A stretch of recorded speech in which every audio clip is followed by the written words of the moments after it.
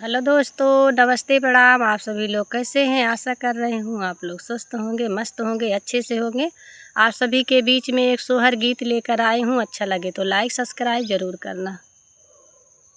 के न मोरे चानन काटावई तो पलंगा सा लावई तो पलंगा सा लावाई हो रामा के ना पलंग चढ़ी बैठैलो चन गो हो रावैलो चन गो हो रावाई हो।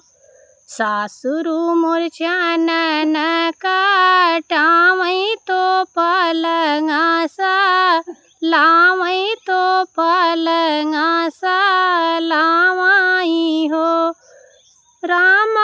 सासु मोरी पलंग चढ़ी बैठैलो चन गो हो रावैलो चन गो हो रामाई हो रामा। सासु मोरी पलंग चढ़ी बैठैलो चन गो हो रावैलो चन गो हो रावाई हो।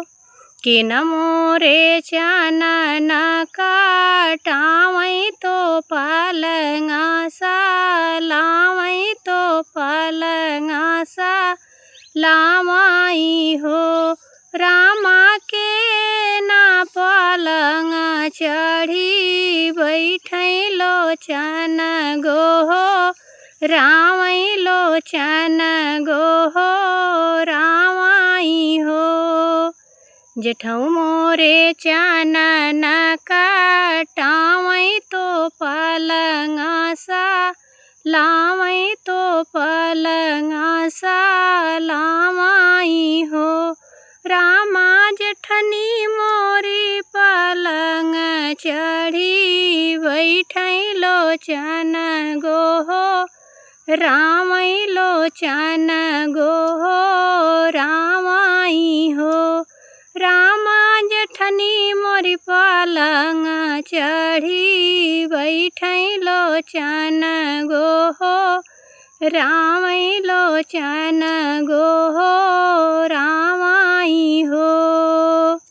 के न मोरे चानन काटावई तो पलंगा सा लावई तो पलंगा सा लावाई हो रामा के ना पलंग चढ़ी बैठैलो चन गो हो रावैलो चन गो हो रावाई हो।